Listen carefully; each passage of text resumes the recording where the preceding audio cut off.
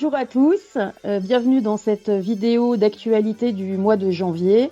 Alors nous sommes déjà bien avancés dans le mois et effectivement à la CFDT vous avez pu voir que nous avons été très engagés sur le sujet des retraites. Le combat n'est pas terminé, on a été très mobilisés, tous les militants étaient présents dans les manifestations le 19 janvier. Et nous comptons beaucoup sur le fait que le 31 janvier, on puisse renforcer cette présence et cette mobilisation. La première journée de grève chez Orange, le taux de grévistes était de 11%. On peut mieux faire. Il ne faut pas oublier aussi pour les salariés de droit privé qui nous écoutent que déposer 1 heure de grève, c'est déjà être gréviste. Et donc c'est important de montrer à tous que l'allongement de la durée légale du travail doit être fortement condamné et surtout par rapport à l'ensemble des travailleurs en France qui ont des conditions de travail et une pénibilité qui vont particulièrement, les pauvres, être impactés par cette réforme injuste. Donc on compte sur vous et on vous donne aussi rendez-vous d'ores et déjà le 31 janvier pour suivre ce combat. Ensuite, pour revenir un petit peu à ce qui se passe au sein de notre entreprise, plusieurs sujets d'actualité. Le premier sujet, c'est la hausse de l'absentéisme. Alors la hausse de l'absentéisme, ça alerte forcément un petit peu tout le monde, et surtout quand dans certaines entités, on a des taux qui sont bien supérieurs à la moyenne. Donc quand on parle absentéisme, forcément, au-delà juste des virus qui peuvent traîner, nous on parle bien des conditions de travail des salariés au sein de l'entreprise, qui peuvent être aussi la cause de cette hausse de l'absentéisme.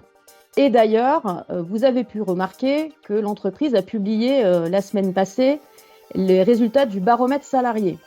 Ils ont publié un article sur l'intranet et cette fois-ci, impossible de commenter l'article en direct. Donc nous, on va se permettre de le commenter là maintenant dans cette vidéo, puisqu'il y a quand même 2 items, voire 3, qui sont particulièrement, on va dire, inquiétants et qui sont pas communs par rapport aux autres baromètres qui ont pu être faits toutes ces dernières années. Alors le premier item, c'est la fierté de travailler pour Orange. Et deuxième item qui est un petit peu lié au premier, c'est est-ce que vous recommanderiez à vos proches de travailler pour Orange? Et là, ce qui n'est pas commun, puisque je vous rappelle que ces items-là, ils avaient fortement décroché, notamment au moment de la crise sociale, il y a maintenant plus de 10 ans.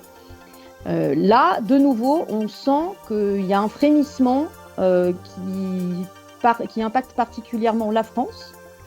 Et ça veut bien dire que là, on a un souci, mais que nous, on voit partout quand on vient à votre rencontre sur le terrain auprès des salariés.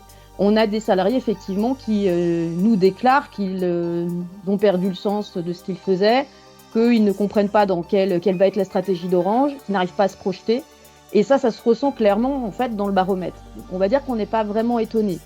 Ce qui est encore plus inquiétant, c'est que nous avons 58% seulement des personnes qui déclarent avoir une opinion positive de leur perception du bien-être au travail chez Orange. Et là, encore une fois, on est sur les items de la France.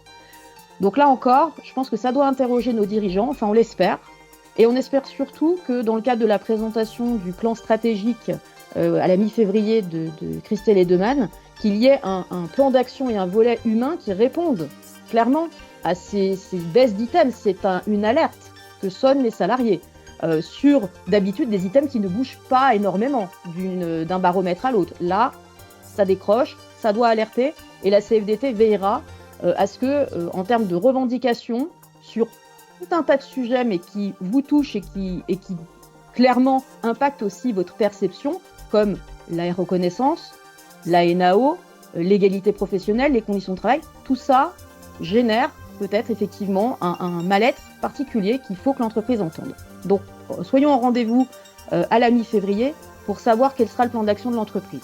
Concernant la CFDT, nous aurons nous-mêmes notre proposition sur la stratégie.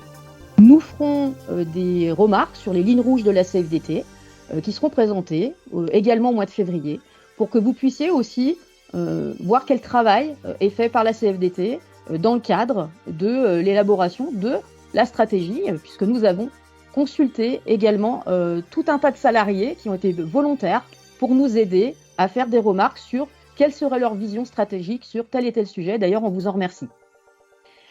comme nous sommes encore dans les derniers jours de janvier, à nouveau, je vous souhaite à tous et à toutes une bonne année 2023. Souhaitons-nous à tous de la force, de l'énergie et surtout de retrouver de la fierté dans ce que l'on fait au quotidien et de la fierté à travailler chez Orange.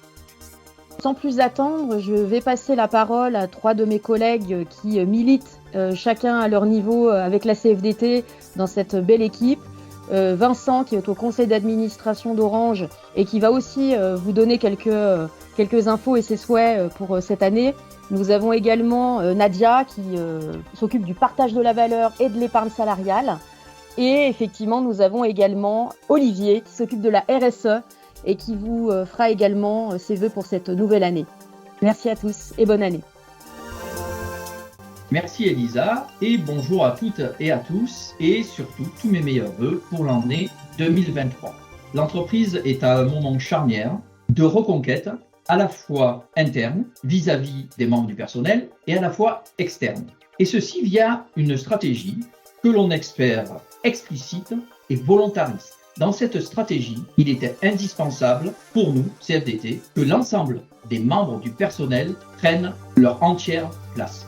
Depuis que je suis élu, je me suis engagé à vous représenter et je le ferai durant toute la durée de mon mandat, y compris dans la définition et la mise en œuvre de la stratégie. Je souhaiterais profiter de ce moment pour vous adresser tous mes vœux. À titre professionnel, je vous souhaite d'avoir un impact positif dans votre travail et au niveau de l'entreprise durant toute l'année qui vient. Et à titre personnel, je vous adresse tous mes vœux de bonne santé surtout et de joie et de réussite pour vous-même et l'ensemble de vos proches. Je vous souhaite donc une bonne et heureuse année 2023 et je vous dis à bientôt. Merci Elisa. À mon tour de vous souhaiter le meilleur pour 2023. Vous avez été nombreux à nous suivre sous nos différentes publications et nos conférences débats relatives à l'épargne et à l'actionnariat salarié. Et nous vous en remercions.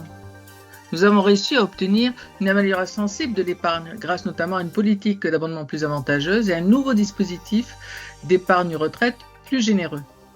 Concernant votre intéressement et votre participation, nous serons vigilants et exigeants au moment où les débats de société en font un véritable enjeu de valeur partagée.